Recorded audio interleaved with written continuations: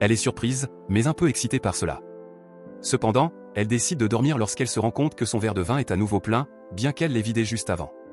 Réalisant qu'elle est peut-être ivre, Amber se rend au lit dans les vêtements de nuit de sa tante. Le lendemain matin, la force invisible revient et lui retire sa couverture. Ensuite, elle commence à lui procurer du bien-être, et Amber vit l'expérience de sa vie. Plus tard dans la journée, elle se rend au travail et apprend que ses collègues ont eu un rendez-vous horrible, sauf Bunny, qui a surpris les médecins avec ses atouts cachés et les a laissés en vouloir plus. En se préparant, Brandy demande à Amber comment s'est passée sa nuit, et elle répond qu'il doit y avoir eu un fantôme dans la maison. Cela surprend tout le monde, surtout lorsqu'elle ajoute que le fantôme lui a donné la meilleure expérience. Voulant essayer elle-même, les femmes demandent à passer la nuit avec elle. Même Bunny est intéressée à réveiller les morts. Cassie invite aussi Dal et Laurence, qui acceptent de se joindre à elle. Cette nuit-là, le groupe se rend à la maison. Avant d'entrer, Dal et Laurence se portent volontaires pour vérifier si les environs sont sûrs, et Bunny les accompagne aussi. Ils agissent tous avec vigilance, mais Amber les rassure qu'il n'y a rien à craindre. Pendant qu'elle offre du vin à tout le monde, Brandy taquine Laurence, mais cela l'agace. Il lui dit qu'il pourrait réellement l'aimer si elle n'était pas aussi provocante. Pendant ce temps, Cassie et Bunny s'installent rapidement dans leur chambre, voulant rencontrer le fantôme dès que possible. Juste à ce moment-là, Dal entre dans la cuisine où se trouvent Amber et Brandy. Brandy dit à Dal qu'Amber s'est rapprochée d'un fantôme, ce qui le surprend. Alors qu'il tente d'offrir du vin à Amber, le fantôme pousse un verre au-dessus de la tête de Dal, mais il le rattrape et remet tout dans le placard. Il essaie de persuader Amber de changer à nouveau ses projets d'avenir. Alors qu'il parle, il se rapproche physiquement et s'apprête presque à s'embrasser, mais l'alarme incendie se déclenche. Pour s'assurer que la maison est sûre, Dal vérifie l'arrière-cour avec Laurence. Soudain, Bunny sort en trompe de sa chambre, affirmant que le fantôme a un préjugé contre les transgères comme elle. Pendant ce temps, Cassie rencontre aussi le fantôme, mais elle vit une meilleure expérience par rapport à Bunny. Dans l'arrière-cour, Dal trébuche sur un tuyau d'arrosage qui n'était pas là auparavant. Des cônes de pain tombent aussi sur sa tête à 2 reprises, ce qui amuse Laurence. Ensuite, il passe près de la piscine, où le fantôme les pousse dans l'eau. Alors qu'ils luttent pour nager, ils sentent une ambiance étrange dans l'eau qui les incite à sortir. Pendant ce temps, le fantôme se révèle entièrement à Amber, déplaçant des objets devant elle. Cela l'amuse, mais elle se soucie soudainement lorsqu'ils entrent, trempés. Dal tente d'expliquer à Amber ce qui s'est passé, mais le fantôme le frappe 2 fois. Cela le pousse finalement à quitter la maison avec Laurence. Soudain, Bunny se dirige vers la porte avec sa valise en main. Alors qu'elle essaie de râler près de la porte, le fantôme ferme la porte en plein visage. Brandy prend alors la chambre de Bunny. Ayant enfin du temps seul, Amber dit au fantôme que Cassie aime la douleur. Par conséquent, le fantôme frappe Cassie, mais il s'avère qu'Amber s'est trompée, car c'est Brandy qui aime ça. Le fantôme se tourne alors pour frapper Brandy, ce qui l'excite. Pendant ce temps, Cassie se fâche contre le fantôme et presque part, mais il la charme avec son toucher. Brandy quitte ensuite sa chambre pour prendre des accessoires dans le salon, qu'elle prévoit d'utiliser pour son expérience extrême avec le fantôme. Plus tard, les femmes profitent de leur temps avec le fantôme, menant à une nuit bruyante mais satisfaisante. Le lendemain matin, Brandy se réveille avec du maquillage étalé et des ecchymoses sur les bras, mais cela la rend heureuse. Le fantôme lui laisse même des fournitures pour soigner ses blessures. Après la douche, le fantôme jette la plupart du maquillage de Cassie, lui permettant de voir qu'elle est déjà jolie. Pendant ce temps, Amber se réveille avec une tasse de café et une rose sur sa table de chevet. Lorsqu'elles vont au travail ce jour-là, les femmes sont toutes silencieuses comme si quelque chose occupait leurs pensées. Ryan trouve cela étrange, car elles aiment habituellement l'ennuyer. Les jours passent, et le fantôme ne manque jamais de satisfaire les femmes. Un jour, alors qu'elles se détendent dans le jacuzzi, elle parle du fait que le fantôme ne peut pas quitter la maison, alors elle prévoit d'amener des amis pour une fête au bord de la piscine. Cela excite le fantôme, qui leur fait savoir en éclaboussant de l'eau. La fête à la piscine commence plus tard dans la journée, remplissant la maison de femmes attirantes et célibataires. Cette nuit-là, elles se rassemblent dans le salon pour une soirée pyjama, et elles attendent toutes le fantôme. Juste à ce moment-là, il surprend tout le monde avec sa spécialité, et elles restent toutes sans souffle. La fête dure plusieurs jours, mais le trio se fatigue, alors elle décide finalement de l'arrêter. En nettoyant, Amber trouve la figurine en maïs que Dal lui avait donnée. Lorsque groupe d'amis décide de séjourner dans une maison hantée, ils vivent les nuits les plus excitantes de leur vie. Cassie se fait coiffer et maquiller dans un salon. Malgré l'aspect extravagant de son look, elle semble en être très fière. Pendant ce temps, son ami Brandy pratique des activités extrêmes avec un homme, mais il ne répond pas à ses attentes, ce qui la pousse à le fouetter par frustration. De son côté, Amber se rend au club où elle travaille comme serveuse avec Cassie et Brandy. Là, les trois préparent l'arrivée des clients. Lorsqu'ils arrivent, elle salue leur cuisinier Enrique, qui fait des remarques discriminatoires sur leur apparence. Cependant, elles ne sont pas au courant car il parle en espagnol. Pendant ce temps, la collègue trans des femmes, Bunny, arrive au club. Dès qu'elle entre, elle salue Dal, l'un des barman. Brandy lui demande de regarder le fard à paupières de Cassie, ce qui la horrifie complètement. Brandy plaisante en disant que c'est un cri d'attention, mais l'autre barman, Laurence, pense que ce commentaire devrait s'appliquer à elle. Changeant de sujet, Cassie demande à Amber comment s'est passé son rendez-vous avec le docteur. Elle répond que cela s'est terminé tôt, ce qui amène les autres à supposer qu'elle lui a parlé du plan. Amber prévoit d'épouser un riche docteur et d'avoir un chien et 2 enfants, qu'elle nommera Shiloh et Loretto. Les autres rient de sa naïveté, tandis que Dal lui demande si elle trouvera un jour le bonheur sans suivre ce plan. Amber répond non, mais Dal soutient qu'elle est tellement occupée par ce plan qu'elle ne remarque pas ses autres options. À ce moment-là, Ryan, le propriétaire du bar, présente leur nouvelle hôtesse, Dawn. Tout le monde accueille Dawn, mais Ryan rappelle à l'équipe de ne pas être trop étrange avec elle. Il remarque aussi le maquillage extrême de Cassie et lui dit de le modérer. Après cela, il demande à Bunny de divertir la table pleine de médecins, ce qui contrarie Amber car elle voulait cette tâche. Tandis que Ryan tente d'être strict avec l'équipe, tout le monde essaie délibérément de le mettre mal à l'aise.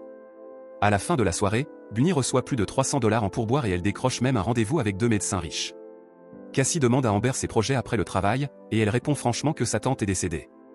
Cela choque tout le monde, mais elle les rassure en leur disant que c'est arrivé il y a longtemps et qu'elle ne la connaissait même pas. Cependant, elle prévoit de se rendre chez sa tante, dont sa mère va vendre la maison cet été. La mère d'Amber ne veut pas la laisser vide d'ici là, alors elle peut l'utiliser comme maison de vacances jusqu'à sa vente. Elle invite également ses amis à passer l'été là-bas avec elle. Soudainement, les femmes demandent si sa tante y vivait seule, et Amber répond qu'elle y vivait avec l'amour de sa vie. Pendant ce temps, dans la maison vacante, 2 cambrioleurs s'invitent à l'intérieur. Lorsqu'un d'eux urine dans la piscine, une force inconnue le pousse dans l'eau. De son côté, son complice se sert du vin, mais lorsqu'il jette la bouteille, celle-ci le frappe à la tête. Les deux réalisent qu'il doit y avoir une entité paranormale dans la maison et ils le confirment lorsque des objets commencent soudainement à léviter. Horrifiés, ils fuient pour sauver leur vie, et l'un d'eux est frappé par un livre en sortant. De leur côté, les femmes décident de jeter un coup d'œil à la maison avant de poursuivre leurs activités après le travail. Cependant, Bunny a un rendez-vous avec les médecins, donc elle ne se joint pas. En arrivant, Brandy trouve un livre à l'entrée, mais elle l'ignore toute. Lorsqu'elles entrent, elles sont choquées de voir à quel point l'endroit est organisé et soigné. Elles ont du mal à croire que la tante d'Amber ait pu maintenir tout cela seule. En explorant, elles trouvent une photo de la tante d'Amber avec un homme. Elles supposent qu'il s'agit de l'amour de sa vie qui est décédé dans cette maison il y a 30 ans. Lorsqu'elle pose la photo, elle ne remarque pas qu'elle se réorganise toute seule. Peu de temps après, les femmes se servent du vin et se regroupent pour un selfie, mais Cassie découvre que son téléphone a mystérieusement été éteint. Brandy essaie son téléphone, mais il est aussi éteint, tout comme celui d'Amber. Réalisant qu'elles sont dans une zone morte, Brandy hésite à passer l'été là-bas.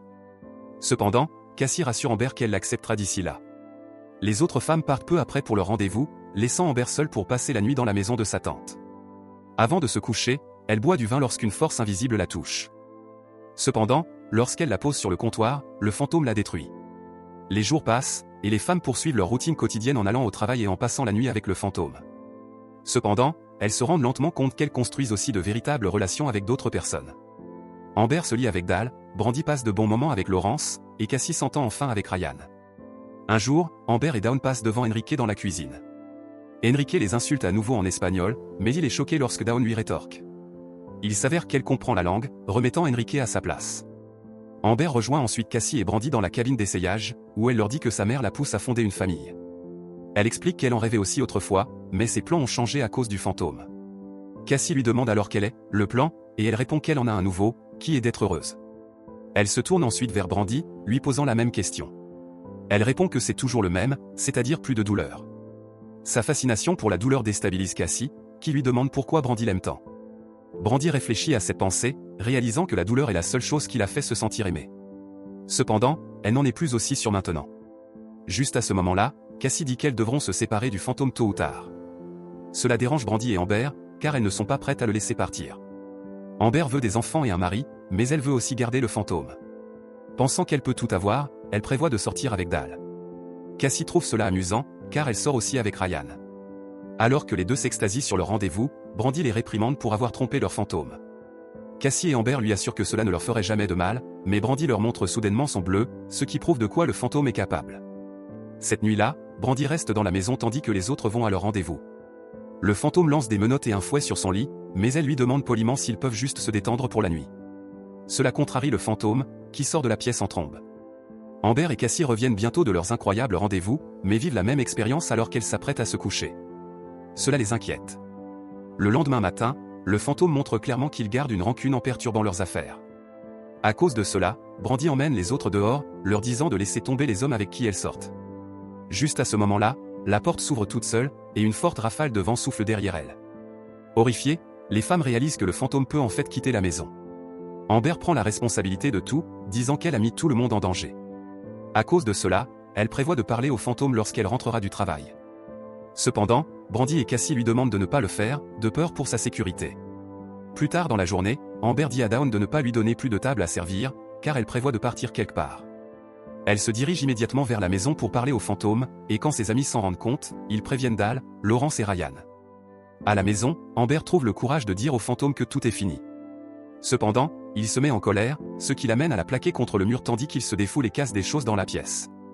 Pendant ce temps, le groupe se rend à la maison, mais Laurence ne presse pas l'accélérateur, car il ne veut pas recevoir de contravention. Le groupe le presse de se dépêcher, alors il conduit aussi vite qu'il le peut. Pendant ce temps, le fantôme devient extrêmement hostile et sort un couteau.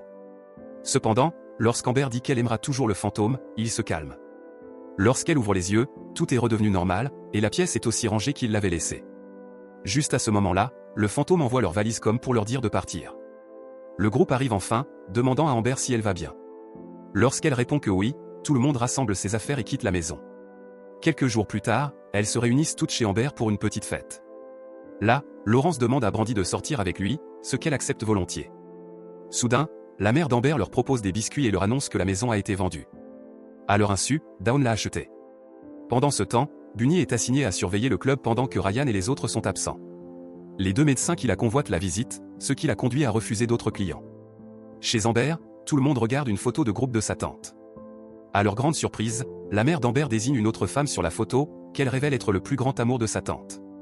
Le groupe est surpris que le fantôme ait été une femme tout ce temps.